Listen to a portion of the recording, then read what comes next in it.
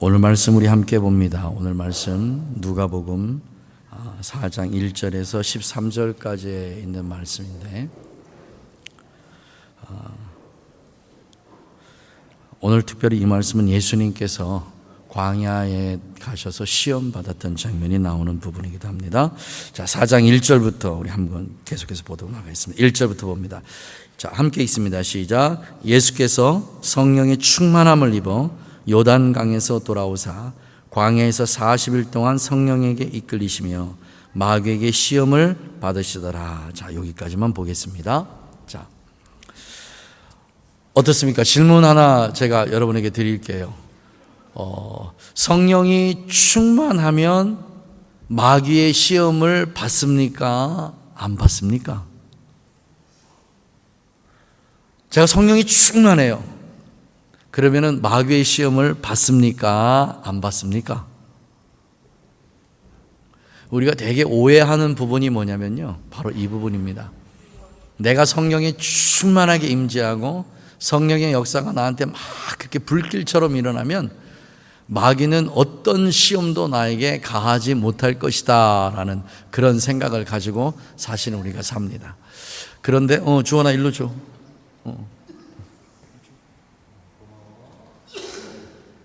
그런 생각을 우리가 가지고 사는데 오늘 말씀을 보니까 전혀 그렇지 않다는 게 우리가 느껴집니다.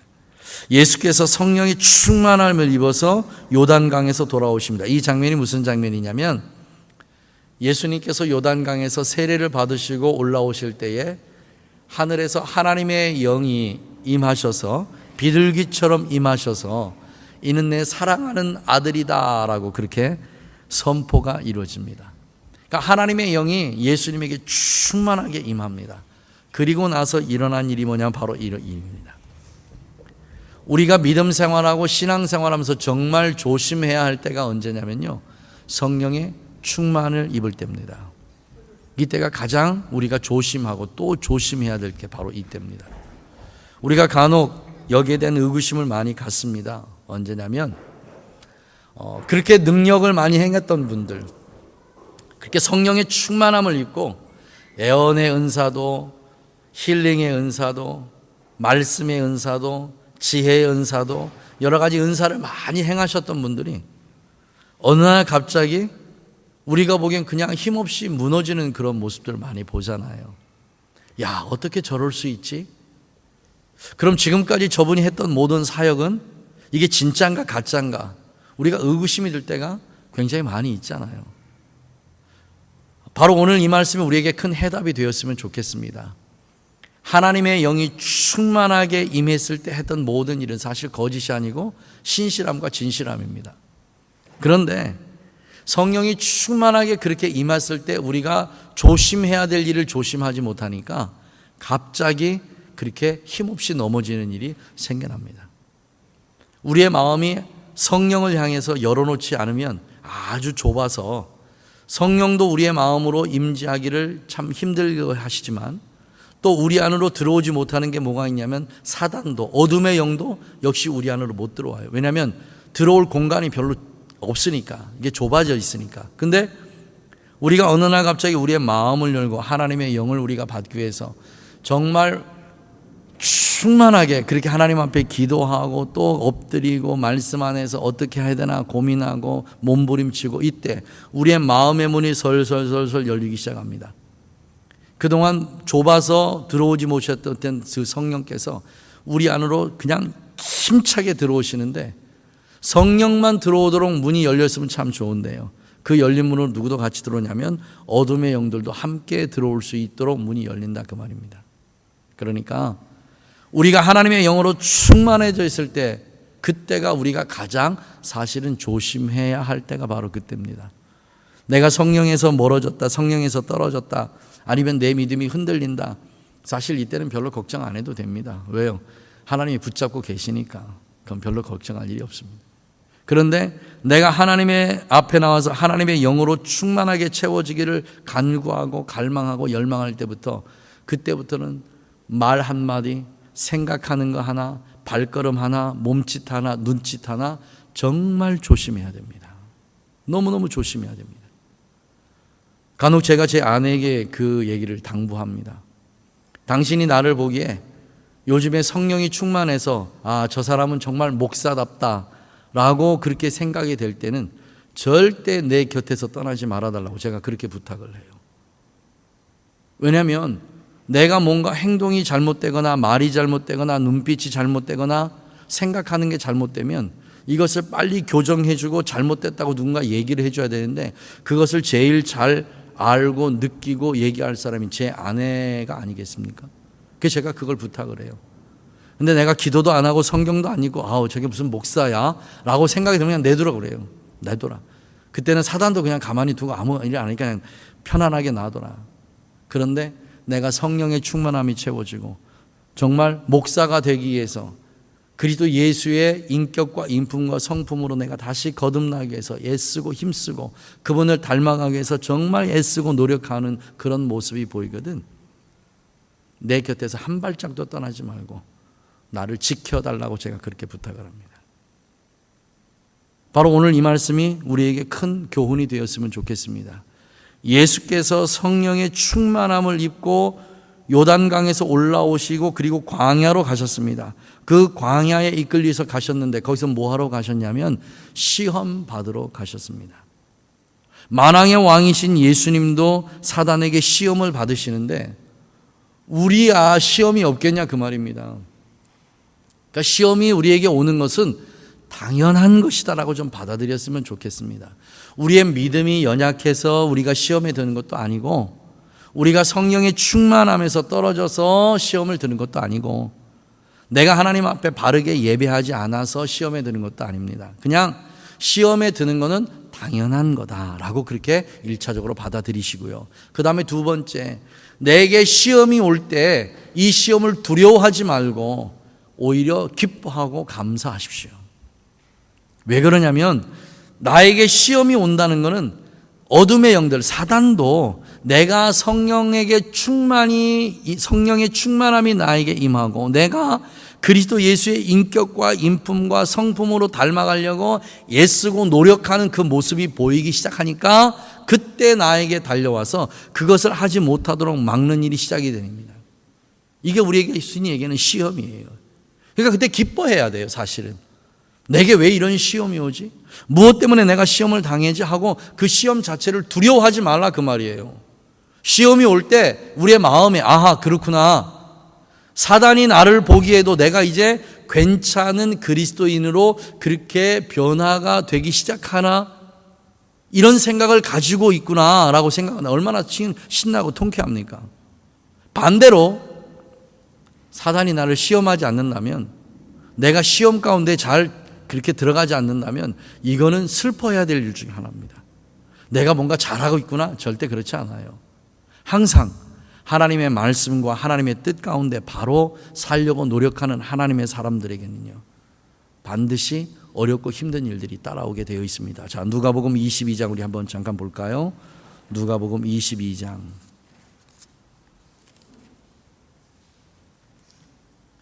누가복음 22장 28절 보겠습니다.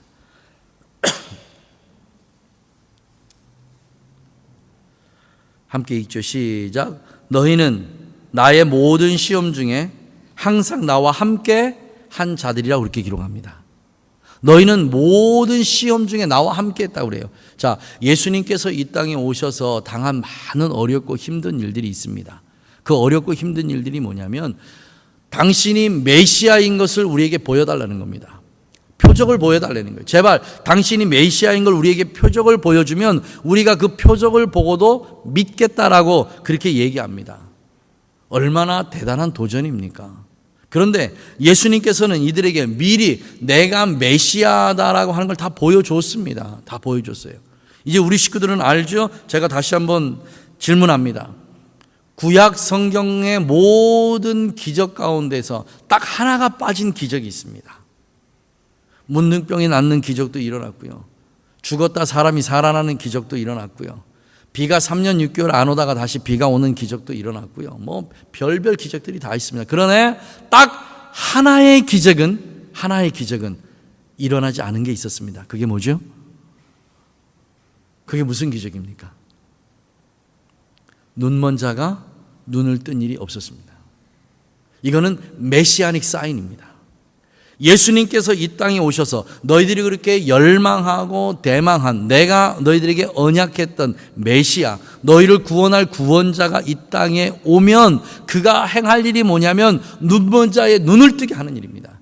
이런 일이 행하는 것, 이런 일이 일어난 것, 이런 일을 행한 그 사람이 바로 내가 너희들의 조상들에게 약속했던 그 메시아, 그 메시아다라는 걸 너희들이 알게 될 것이다. 성경에 그렇게 기록해 놓습니다.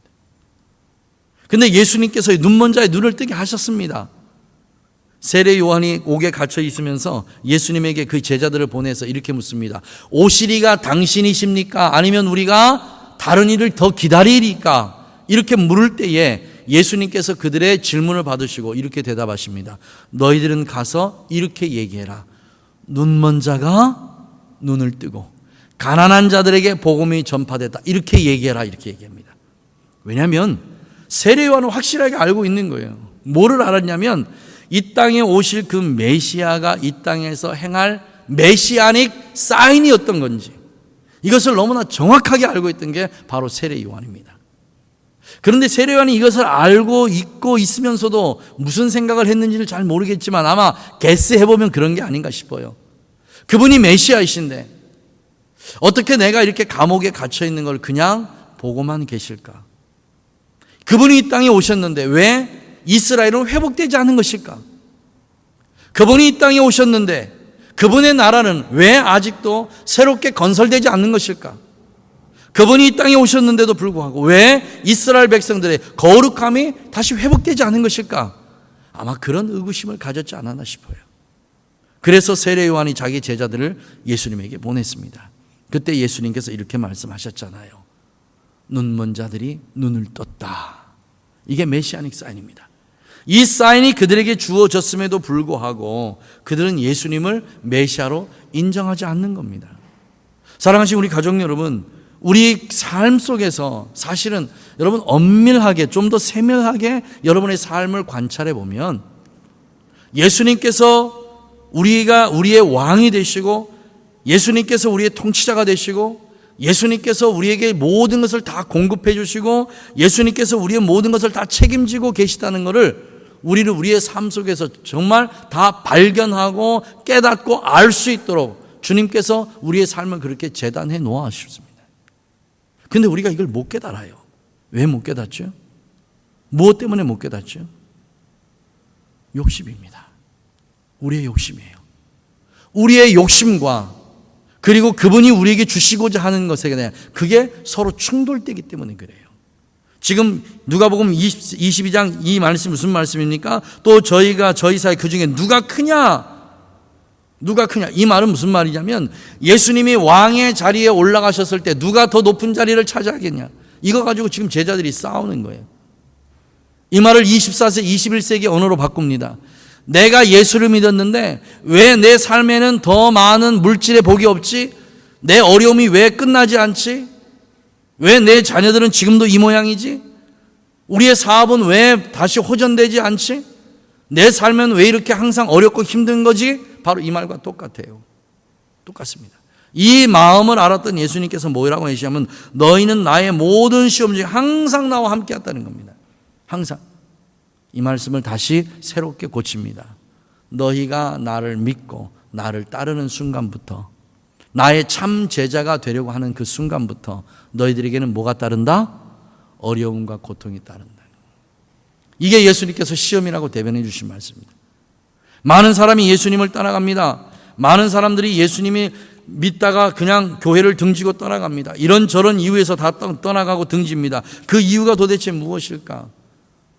어떤 사람은 교회에 대한 실망이다, 목회자에 대한 실망이다, 이 안에 있는 어떤 사람들과의 관계적인 실망이다라고 그렇게 이렇게 저렇게 얘기하지만 그들이 가지고 있는 딱 하나의 실망은 바로 이것 때문에 그렇습니다. 자, 요한복음 6장 66절 봅니다. 요한복음 6장 66절 함께 읽습니다. 시작. 이러므로 제자 중에 많이 물러가고 다시 그와 함께 다니지 아니하더라. 여러분, 예수님을 함께 따라다녔던 제자들이 얼마나 많은지 모릅니다. 12명의 제자만 특별하게 예수님께서 골라놓으실 뿐이지 그 외에 예수님을 따라다녔던 사람들이 참 많아요. 성경에 보면 70인의 전도인들도 있고요. 예수님을 도왔던 많은 여자들도 있고 예수님을 그냥 이름 없이 빛도 없이 그렇게 따라다녔던 제자들이 굉장히 많이 있습니다. 그런데 어느 날 그 제자들이 일시적으로 그냥 바닷물이 빠져나가듯이 싹 빠져나가 버렸어요. 이 모습을 보고 지금 예수님께서 뒤에 있는 12명의 제자들에게 하신 말씀입니다.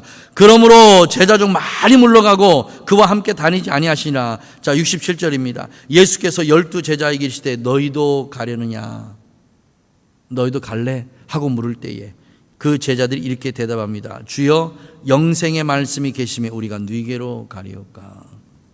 사람들이 교회를 떠나는 이유가 뭡니까? 영생의 말씀이 없기 때문에 떠나가요. 이유는 여러 가지 많습니다. 이유는 참 많아요. 교회가 세상에 덕이 되지 못한다, 빛이 되지 못한다, 본이 되지 못한다, 목회자들이 타락했다, 교회가 타락했다, 교회 교인들이 이상해졌다, 어떤 이유가 참 많이 있습니다. 그런데 그렇게 교회를 떠나는 사람들이 그 마음 속에 없는 게 한 가지가 있는데, 그들이 발견하지 못한 게 한 가지가 있는데, 그것이 뭐냐면 영생의 말씀입니다. 예수님이 안 계세요. 만약에 그 안에 예수님이 계시다면 그들은 교회를 떠나는 대신에 교회 안에서 금식하면서 교회가 새롭게 되기를, 교회 교인들이 새롭게 되기를, 본인 자신이 세상의 빛과 소금이 되기를 위해서 더 기도하고 더 애쓰고 더 힘쓸 겁니다. 이게 예수님을 그 마음에 모신 자, 성령이 그 안에 주인이 되시고 왕이 된 사람의 모습이고, 그렇지 않은 사람들은 교회를 반드시 떠나게 되어 있습니다. 지금 떠나는 건 괜찮아요. 왜요? 다시 돌아올 수 있는 기회가 있으니까. 그러나 그 기회가 우리에게 항상 주어지는 것은 아닙니다. 오늘 이 시간에 여러분의 마음에 다시 한번 다짐하고 물어보십시오. 내 안에 영생의 말씀이 있는가? 내 안에 정말 생명의 말씀이 있는가? 내 안에 영생과 생명의 말씀이 있다면 내 삶에 어떤 어려움이 있다 할지라도, 어떤 힘든 일이 있다 할지라도, 어떤 고난이 있다 할지라도, 어떤 실망되는 일이, 좌절되는 일이 있다 할지라도 내가 그 세상의 것들은 내려놓을 수 있으나 예수님은 절대 버릴 수 없습니다. 예배는 절대 버릴 수 없습니다. 이게 성경이 우리에게 말씀하고 계시는 해답이에요. 해답. 축하드립니다. 여러분의 마음속에는 영생이 있습니다. 여러분의 속에는 예수 그리스도가 살아서 역사하고 계십니다. 이 순간 여러분들이 여기에 앉아있는 이 자체가 하나님의 얼마나 큰 은혜이며 여러분 사랑인지 모릅니다. 이 자리가 특권입니다. 특권.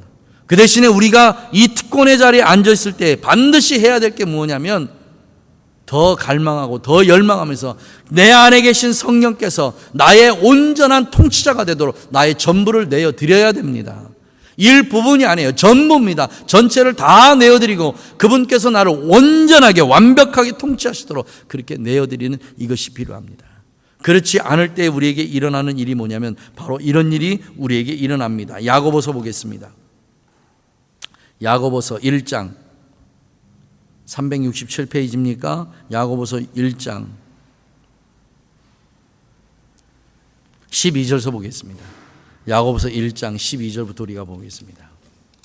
자, 함께 있습니다. 시험을 참는 자는 뭐가 있도다? 복이 있대요. 복이. 그러면 왜 아까 말씀의 서두에 우리에게 시험이 올 때 왜 기뻐하고 즐거워하라고 그랬죠? 내가 성령에 충만한 사람이 되려고 노력하니까 그 결과로 주어지는 게 복입니다. 그러니까 우리는 하나님 앞에 복 달라고 일부러 기도할 필요가 없어요.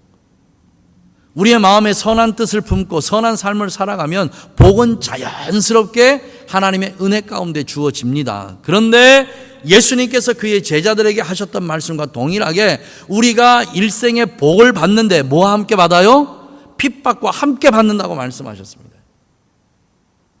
이게 복의 양면성이에요. 복의 양면성. 우리는 복의 한 면만을 바라보고 있다. 우리가 복이라고 생각하면 우리의 삶에서 모든 고통이 사라지고 어려움도 사라지고 걱정, 근심 다 사라지고 그냥 레드 카페트 깔아놓은 장밋빛 같은 인생이 우리 앞에 있을 거라고 생각하는데 오산입니다. 아니에요. 우린 성경을 조금 더 세심하고 깊이 있게 읽을 필요가 있습니다. 베드로가 주님에게 그렇게 합니다. 주님 보소서, 우리는 모든 걸 다 버리고 주님을 쫓았습니다 라고 그렇게 얘기합니다. 그럼 우리 가족들에게 묻습니다. 여러분은 여러분의 모든 걸 다 버리고 지금 주님을 쫓고 계십니까? 모든 걸 다 버렸나요? 우리 안에 가장 버리기 어려운 게 뭡니까? 자존심이잖아요. 자존심. 이거 다 버렸나요? 이게 다 사라졌나요? 그리고 정말 주님을 쫓나요? 근데 베드로는 그렇게 쫓았습니다. 야고보 요한은 그렇게 쫓았어요. 출세가 보장되어 있고 자기의 모든 재산들을 전부 다 내려놨습니다. 아버지에게 받을 수 있는 모든 유산까지도 다 내려놓고, 그리고 예수님 한 분을 쫓아갔습니다. 주변에 있는 사람들로부터 얼마나 비웃음거리가 됐겠습니까? 그런데 관여하지 않았어요. 그리고 베드로가 이렇게 주님에게 묻습니다. 주님, 우리가 이 모든 걸 다 버리고 주님을 쫓고 있는데 우리가 무엇을 받을 수 있습니까? 라고 그렇게 물을 때에 주님 이렇게 대답하셨습니다. 너희가 모든 걸 다 버리고 나를 쫓은 건 내가 안다. 너희가 버렸던 것 이상으로 내가 너희들에게 복을 줄 거다. 복을 줄 거다. 너희가 하나를 버렸으면 내가 둘을 줄 거고, 둘을 버렸으면 내가 넷을 줄 거고, 넷을 버렸으면 16을 내가 너에게 줄 거야. 그러니까 걱정하지 마. 걱정하지 마. 내가 다 줄 거야. 그런데 베드로야, 아니, 너희가 고난과 함께 핍박과 함께 이거를 받는 걸 꼭 잊지 마라. 사랑하시는 우리 가족 여러분, 복의 양면성입니다. 복의 양면성. 이것을 기억하십시오. 하나님께서 나의 뭔가 회복을 시켜주실 때, 뭔가 어려움도 따라오는구나. 왜냐하면 이것 때문에 내가 무너지고 넘어질 수 있으니까, 내가 교만해서 넘어질 수 있으니까 이것을 잘 보존하기 위해서 뭐를 둬요? 고난을 두십니다. 그러니까 감사하라고요. 하나님의 사랑입니다. 여러분, 하나님은 온전하신 분입니다. 우리는 모든 것이 허접하고 실수 많고 허물이 많고 뭔가 온전한 어떤 일을 처리하기가 부족하지만 하나님은 그런 분이 아니십니다. 온전하십니다. 나를 너무나 정확하게 잘 알고 계시는 분입니다. 내가 무엇 때문에 넘어질지, 내가 무엇 때문에 실망하고 무엇 때문에 좌절해야 하는지를 정확하게 아시는 분이 바로 예수님이십니다. 그 실수 없는 예수님께서 우리에게 복을 주시되 우리가 넘어지지 않도록 어떠한 제동장치를 함께 해서 우리에게 복을 주십니다. 바로 이 말씀입니다. 시험을 참는 자는 복이 있도다. 이것에 옳다 인정하심을 받은 후에 주께서 자기를 사랑하는 자들에게 약속하신 생명의 멸류관을 얻을 것입니다. 사람이 시험을 받을 때 내가 하나님께 시험을 받는다 하지 말지어다. 하나님은 악에게 시험을 받지도 아니하시고 친히 아무도 시험하지 아니하시느니라. 자, 14절 15절 같이 읽습니다. 시작. 오직 각 사람이 시험을 받는 것은 자기 욕심에 끌려 유혹됨이니 욕심이 잉태한즉 죄를 낳고 죄가 장성한즉 사망을 낳느니라 그랬습니다. 우리에게 오는 시험의 이유가 뭐죠? 우리의 정욕이에요. 우리의 정욕. 우리의 정욕 때문입니다. 우리가 시험 받는 이유는 한 가지밖에 없다고 해서 우리의 정욕 때문에 시험을 받는다. 그 한 가지 이유 때문에 너희들이 시험을 받는 거지 내가 너희들을 시험을 하는 게 아니라고 하나님은 오늘 명확하고 정확하게 그렇게 우리에게 말씀해 주고 계십니다. 사랑하시는 우리 가족 여러분, 우리가 어떻게 하면 우리의 육신의 정욕, 안목의 정욕, 이생의 자랑을 다 버릴 수 있습니까? 어떻게 하면 되죠? 어떻게 하면 됩니까? 이렇게 질문하니까 여러분 마음속에 그런 생각 들죠. 아유, 안 되죠. 힘들죠. 어렵죠. 우리는 사람이잖아요. 이렇게 생각하시는 분 계실 겁니다. 그런데 성경은 우리에게 그렇게 얘기하지 않습니다. 우리는 모든 시험을 다 극복할 수 있습니다. 모든 시험을 다 극복할 수 있습니다. 사단이 우리를 어떻게 유혹하든지 어떻게 미혹하든지 이거 다 극복할 수 있습니다. 누가 극복해 주시죠? 우리 안에 계신 성령입니다. 성령의 도우심을 구하십시오. 매 순간순간 구하십시오. 내가 어떻게 해야 될지, 내가 뭔가를 생각하기 전에, 내가 뭔가를 결단하기 전에, 결정하기 전에 항상 성령의 도우심을 구하십시오. 성령님 뭐를 원하십니까? 내가 어떻게 하기를 원하십니까? 성령의 뜻이 뭐죠? 하나님께서 나에게 원하시는 선한 뜻이 무엇입니까? 제발 이걸 알게 해주세요. 깨닫게 해주세요. 그리고 이걸 행할 수 있도록 나에게 믿음을 주세요. 라고 성령의 도우심을 구하십시오. 제발 구하십시오. 제발요. 한 주간 동안 수고 많이 하셔서 여러분 하나님 앞에 연보 드리는 거 너무나 고맙고 감사한 일입니다. 그런데 한 주간 내가 수고한 그 돈이 내 통장에 들어올 것 여러분 알고 계시지요? 당연한 걸로 생각하시지요? 그거 절대 당연한 거 아닙니다. 오늘도 지난 한 주 동안 열심히 일했는데도 불구하고 내가 일한 수고가 내 통장에 들어오지 않아서 가슴 저리고 마음 아파하는 사람이 수없이 많습니다. 얼마나 많은지 모릅니다. 그럼에도 불구하고 우리는 우리가 일한 그 모든 것을 하나님께서 보장해 주셔서 그게 내 통장에 들어와 있는 거예요. 그럼 이게 내 겁니까? 하나님 겁니까? 왜 대답들을 안 한대? 이게 내 겁니까? 하나님 겁니까? 하나님 거죠. 확실한 거죠.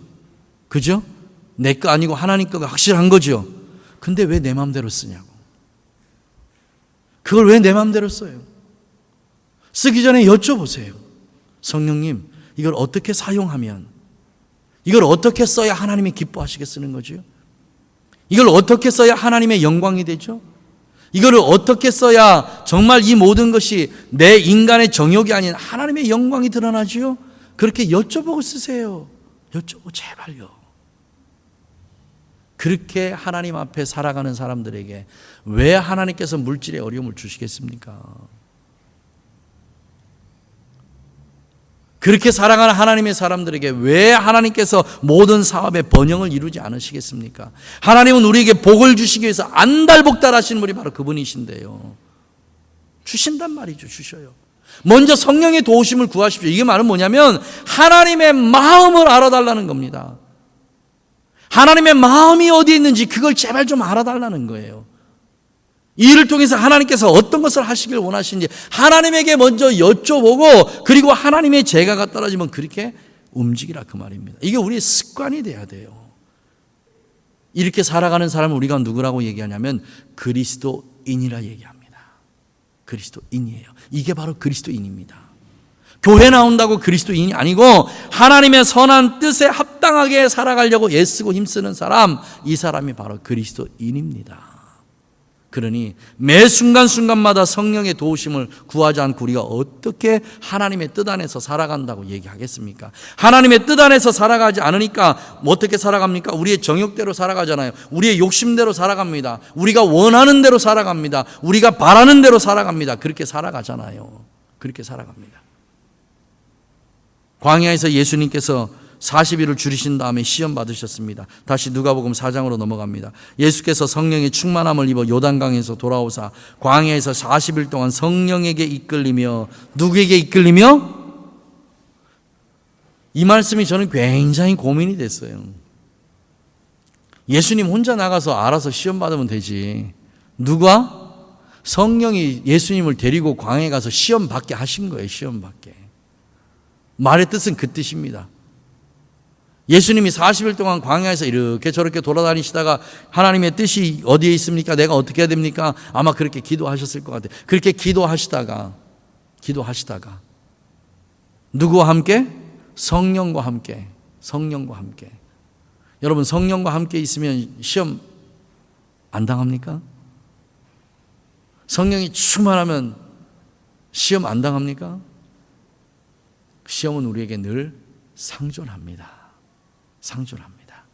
자, 다시 따라합시다. 사단아, 물러가라. 이게 우리의 입에 붙어야 돼요. 무언가 내 마음속에 뭔가 이걸 하려 할 때 내 마음이 편안하지 않아요. 뭔가 마음에 꺼림칙한 게 있어요. 성령의 탄식입니다. 애야, 그렇게 하면 안 되지. 그거는 내 통치의 영역에서 벗어난 일이란다. 그것은 내가 너를 복을 받게 하는 그 일에서 벗어나는 일이란다. 이때 드는 게 뭐냐면 마음의 불편함입니다. 마음의 불편함이 있을 때 이거를 이길 수 있는 오직 유일한 한 가지 방법은 딱 이겁니다. 따라합시다. 사단아, 물러가라. 이거. 사단아, 물러가라. 그런데 이 말 여러분 잘 합니까? 진짜 안 하는 말 중에 하나가 바로 이 말입니다. 물러가라 그러면 물러갈 텐데 물러가라고 얘기를 안 하니까 그냥 앞에 서 있는 거예요. 서 있는 거. 우리는 하늘과 땅을 다스릴 권세를 우리에게 주셨습니다. 아멘 하시지요? 하늘과 땅에 다스릴 수 있는 권세를 누구에게 우리가 이양을 받는 거죠? 성령이에요. 성령. 성령이 너에게 임하시면이에요. 성령이 너에게 임하시면. 그 영이 우리 안에 계신 줄 믿습니다. 그 영이 이제 우리를 통해서 대리 통치하시고 싶으신 거예요. 누구를? 사단을 대리 통치하고 싶으신 거예요. 이 땅을 대리 통치하시고 싶으신 거예요. 하나님의 영으로 우리가 얘기를 하면, 하나님의 영으로 우리가 선포를 하면 그 모든 것들이 다 이루어질 줄 믿습니다. 그러니 여러분, 우리의 입으로, 우리의 머리로 기도하지 말고 예배하지 말고 우리의 가슴으로 예배하자 그 말이에요. 우리의 가슴으로 기도하자 그 말이에요. 여러분, 이거 노력하십시오. 애쓰십시오. 제가 한 달 됐습니다. 아무래도 이 입술로 기도하고 머리로 기도하는 게 내가 너무 이성적으로 기도하는 것 같고 이성적으로 뭔가 하는 것 같아요. 그래서 주님, 이게 어떻게 하면 되죠? 고민했던 고민입니다. 가슴으로 해야 되겠다. 가슴으로 해야지. 내 안에 계신 성령께서, 그 성령께서 기도하시게 해야 되겠다. 그리고 머리에 있는 걸 가슴으로 내렸습니다. 기도가 엄청나게 파워가 달라져요. 기도의 파워가 달라집니다. 기도 안에 여러분이 들어가면 그 들어감이 달라집니다. 여러분도 함께 경험했으면 좋겠어요. 제가 경험해 보니까 다르더라고요. 입술로 하는 기도와 가슴으로 하는 기도가 달라요.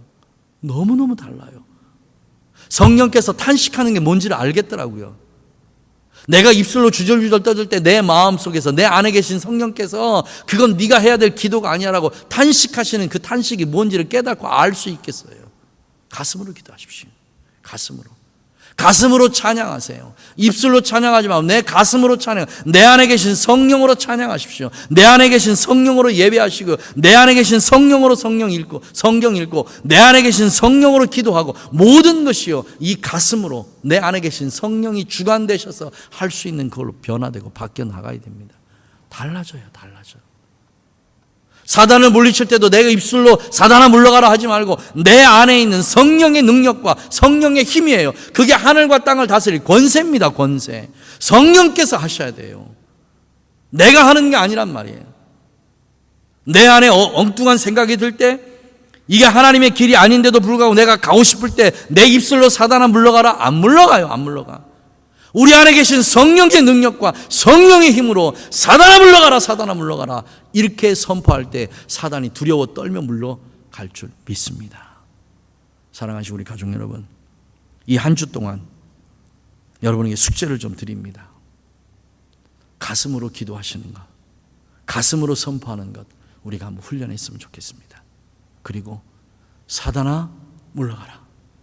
내 생각 속에 잘못된 생각이 들어올 때 내 가슴으로, 내 안에 계신 성령의 능력으로 사단아 지금 당장 물러갈지어다. 한번 선포해 보십시오.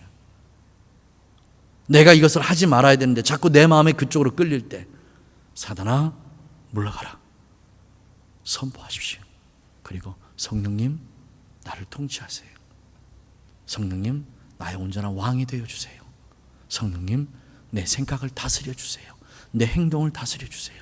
그리고 성령께 여러분을 다시 한번 의지하고 의탁해 보십시오. 그럼 이 한 주간의 삶이 얼마나 우리에게 은혜가 넘치는 삶인지 모릅니다. 그리고 다음 주에 와서 한번 예배 한번 드려보십시오. 우리의 몸이 와서 드리는 예배가 아니고 우리의 영이, 하나님의 영, 성령과 하나 되어서 그 하나님을 찬양할 때 그 예배가 어떻게 달라지는지 우리 다음 주에 한번 그렇게 해봤으면 좋겠어요. 하실 수 있으시겠죠? 하실 수 있으시겠죠? 하실 수 없는 분만 손 한번 들어봅시다. 아무도 없지요? 네, 다 하는 겁니다. 다 약속했습니다. 다음 주에 우리 예배가 얼마나 바뀌어지는지, 이 예배를 통해서 하나님께서 우리에게 얼마나 많은 것을 부어주는지 이것을 경험할 수 있는 우리가 되어지기를 주님의 이름으로 축복합니다. 사단아 물러가라! 사단아 물러가라! 기도하겠습니다. 성령님 감사합니다.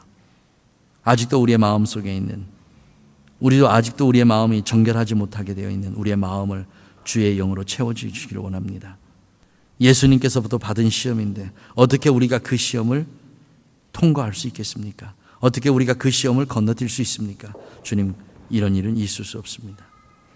우리에게 은혜를 베푸시고 우리에게 은총을 베풀어 주셔서 주님께서 이기신 이 모든 시험을 우리도 함께 극복하고 주님께서 우리에게 주신 하늘과 땅을 다스릴 그 권세로 이 모든 시험을, 그 사단을 주님 다 물리치고 이길 수 있는 우리가 되어지도록 역사하여 주옵소서. 하나님의 은혜가 우리와 함께 하심을 믿사옵고 예수님의 이름으로 축복하고 기도하옵나이다.